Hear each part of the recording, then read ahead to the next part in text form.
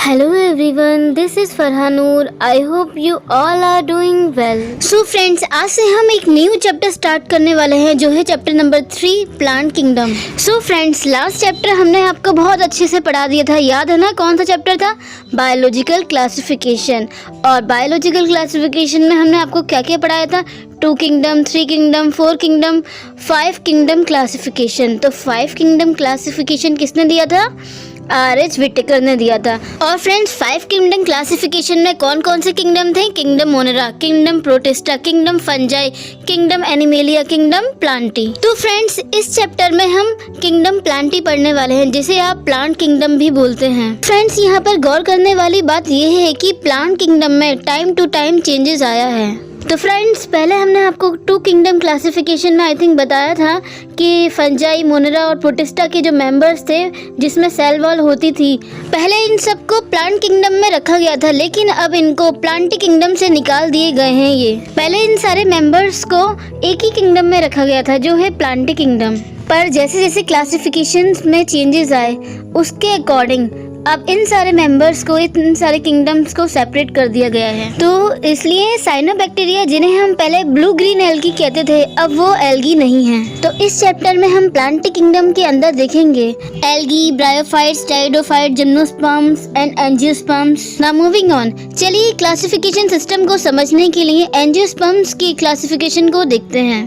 तो फ्रेंड्स, जैसे कि हमने पहले बताया था, पहले जो क्लासिफिकेशन दी गई थी, मतलब अर्लीस्ट जो क्लासिफिकेशन दी गई थी, उसमें हमने सुपरफिशियल मॉर्फोलॉजिकल के अकॉर्डिंग ही, कैरेक्टर्स के हिसाब से, मतलब कैरेक्टर के अकॉर्डिंग ही क्लासिफिकेशन को आइडेंटिफाई करते थे।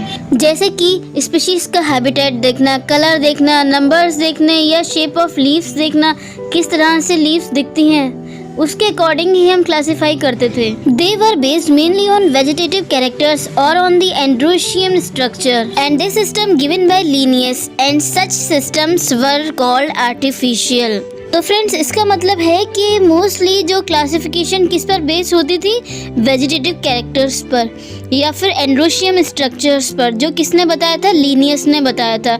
और उन सिस्टम को बोला गया था artificial, because they separated the closely related species since they were based on a few characteristics. इसका मतलब है फ्रेंड्स कि कैरोलस लीनियस ने बहुत ही क्लोजली रिलेटेड स्पीशीज को अलग कर दिया था, क्योंकि वो बहुत ही कम कैरेक्टरिस्टिक्स पर बेस्ड थी। और आर्टिफिशियल क्लासिफिकेशन में वेजिटेटिव और सेक्सुअल कैरेक्टरिस्टिक्स को इक्वल वेटेज दी गई थी।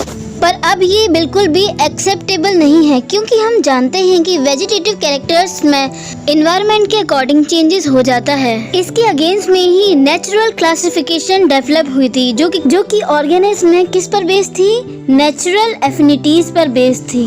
And they consider not only the external features but also the internal features, for example ultra structure, anatomy, embryology, phytochemistry. तो फ्रेंड्स, इन सब के बेस पर ही नेचुरल क्लासिफिकेशन डेवलप हुई थी। फ्लोरिंग प्लांट्स के इस क्लासिफिकेशन को जॉर्ज बेंथम और जोसेफ डल्टन हुकर ने दिया था। नाउ अब प्रेजेंट में फाइलोजेनेटिक क्लासिफिकेशन सिस्टम, जो दूसरे ऑर्गेनिज्म, मतलब डिफरेंट ऑर्गेनिज्म में एवोल्यूशनरी रिलेशनशिप पर बेस्ड है और अब ये एक्सेप्टेबल है। तो फ्रेंड, इससे ये पता चलता है कि सेम टैक्सा के जो ऑर्गेनिज्म के जो एंसेस्टर्स थे वो एक ही थे। और अब हम क्लासिफिकेशन की प्रॉब्लम्स को सॉल्व करने के लिए डिफरेंट इंफॉर्मेशन और अलग अलग तरह की सोर्सेज का यूज़ करते हैं। तो ये प्रॉब्लम और भी डिफ़िकल्ट हो जाती है जब उसके सपोर्ट में कोई भी फॉसिल एविडेंस नहीं मिले। नाउ न्यूमेरिकल टैक्सोनॉमी, जिसे अब इजीली कंप्यूटराइज किया जा सकता है, ये सभी ऑब्जर्वेबल कैरेक्टरिस्टिक्स पर बेस्ड है। तो इसमें सारे ऑर्गेनिज्म के कैरेक्टर्स को एक नंबर और एक कोड दिया जाता है, तो और इसके बाद इसकी डेटा को प्रोसेस किया जाता है। तो इसके अकॉर्डिंग हर कैरेक्टर्स को इक्वल इम्पोर्टेंस दी गई है और उसी टाइम हम हंड्रेड्स ऑफ कैरेक्टर्स को ध्यान में रख सकते हैं। नाउ साइटोटैक्सोनॉमी, ये किस पर बेस्ड है? ये है साइटोलॉजिकल इंफॉर्मेशन पर, जैसे कि क्रोमोसोम नंबर, स्ट्रक्चर, बिहेवियर। तो जितनी भी सेल से रिलेटेड इंफॉर्मेशन होगी वो सारी साइटोटैक्सोनॉमी में आएगी। And the chemotaxonomy that uses the chemical constituents of the plants to resolve confusion, which are used by taxonomist these days. तो फ्रेंड्स इसका मतलब ये है कि आजकल टैक्सोनॉमिस्ट क्या करते हैं, प्रॉब्लम को सॉल्व करने के लिए वो ये सारी टैक्सोनॉमीज का यूज करते हैं। तो कौन कौन सी टैक्सोनॉमीज का यूज हुआ था? Numerical taxonomy, chemo taxonomy, cyto taxonomy. तो फ्रेंड्स जैसे कि आप जानते हैं ये एक इंट्रोडक्टरी वीडियो था। नेक्स्ट वीडियो लेक्चर में हम लोग एल्गी का टॉपिक पढ़ने वाले हैं। I hope you learn and enjoy this video. If you like this video, hit the like button, share it with your friends, and please subscribe my channel for more videos like that. Thank you. Bye bye.